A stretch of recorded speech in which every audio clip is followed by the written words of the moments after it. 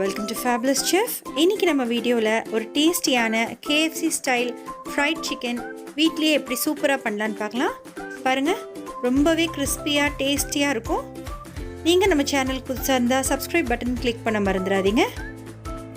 இன்றைக்கி நான் ஒரு 3 கோழி எடுத்திருக்கேன். மீடியம் சைஸை கட் பண்ணி இந்த மாதிரி தோலோடு கட் பண்ணி வாங்கிக்கோங்க. இந்த மாதிரி மீடியம் சைஸாக இருக்கட்டுங்க. இப்போ இதுக்கு ஒரு 2 டேபிள் ஸ்பூன் அளவுக்கு உப்பு சேர்த்து ஊற வச்சுக்கலாம்.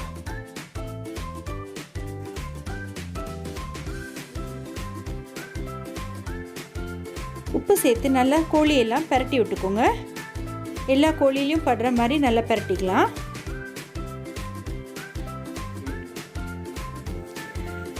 இப்போது கொஞ்சம் இஞ்சி பேஸ்ட்டும் கொஞ்சம் பூண்டு பேஸ்ட்டும் எடுத்து வச்சுக்கோங்க. அந்த கோழி கூட 1 டீஸ்பூன் அளவுக்கு பூண்டு விழுது சேர்த்துக்கலாம். அதே மாதிரி 1 டீஸ்பூன் அளவுக்கு இஞ்சி விழுது சேர்த்துக்கோங்க. அது கூடவே 1 டீஸ்பூன் அளவுக்கு மிளகுத்தூள் சேர்த்துக்கலாம்.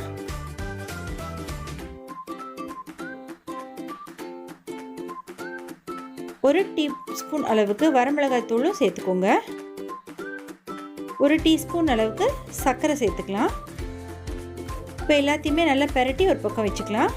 ஒரு பாத்திரத்தில் ஒரு 2 கப் அளவுக்கு மைதா மாவு எடுத்துக்கோங்க. அது கூடவே நம்மளுக்கு 3 முட்டை, கொஞ்சம் உப்பு, கொஞ்சம் சோடா வேணுங்க.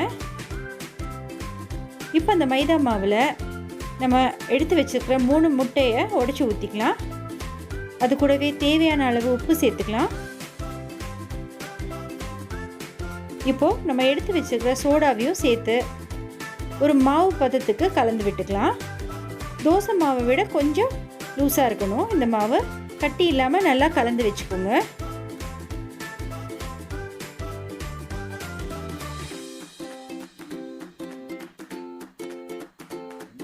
இந்த மாதிரி கட்டி இல்லாமல் நல்லா கரைச்சி ஒரு பக்கம் எடுத்து வச்சுக்கோங்க. ரொம்பவும் கெட்டியாக இருக்கக்கூடாது. தோசை மாவை விட கொஞ்சம் லூஸாக இருக்கணும் இந்த மாவு. இப்போ இன்னொரு பாத்திரத்தில் 1 கிலோ அளவுக்கு மைதா மாவு எடுத்திருக்கேன். மிக்ஸ்ட் ஹர்ப்ஸ்ன்னு சொல்லிட்டு கடையில் கிடைக்கும், அது எடுத்துக்கோங்க. கொஞ்சம் பூண்டு பவுடர், கொஞ்சம் பேசில் எடுத்துக்கலாங்க. இப்போது 1 டீஸ்பூன் அளவுக்கு மிக்ஸ்ட் ஹர்ப்ஸ் சேர்த்துக்கலாம். அது கூடவே 2 டேபிள் ஸ்பூன் அளவுக்கு கார்லிக் பவுடர் இல்லாட்டி பூண்டு பவுடர் சேர்த்துக்கலாங்க. தேவையான அளவு உப்பு சேர்த்துக்கோங்க. 1/2 டீஸ்பூன் அளவுக்கு மிளகுத்தூள் சேர்த்துக்கலாம்.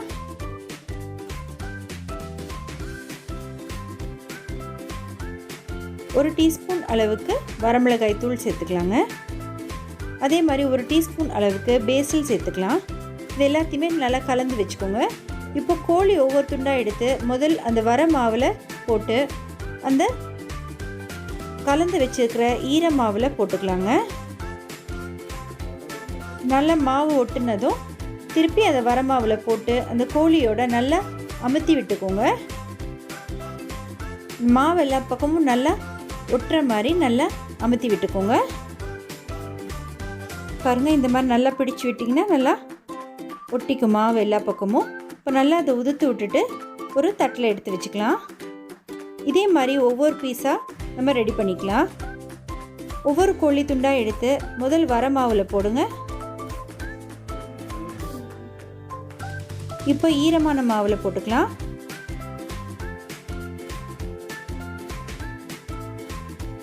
திருப்பி வர மாவில் போட்டு நல்லா அந்த மாவு எல்லா பக்கமும் ஒட்டுற மாதிரி நல்லா பிடிச்சு விடுங்க.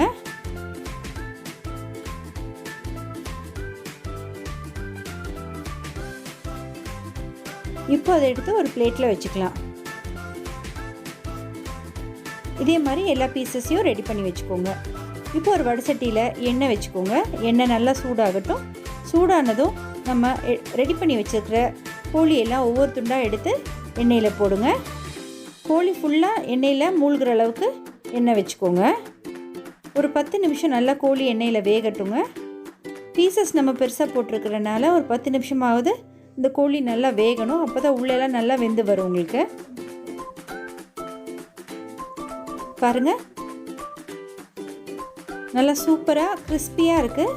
வெளியே நல்லா கிறிஸ்பியாகவும் உள்ளே நல்லா சாஃப்டாகவும் நம்ம கோழி வெந்திருக்கு.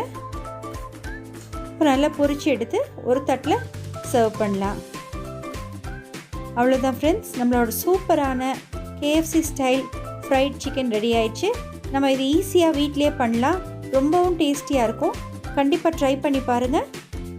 இந்த வீடியோ பிடிச்சிருந்தா லைக் பண்ணுங்கள், கமெண்ட் பண்ணுங்கள். கண்டிப்பாக ஃபேபுலஸ் செஃப்க்கு சப்ஸ்கிரைப் பண்ணுங்கள்.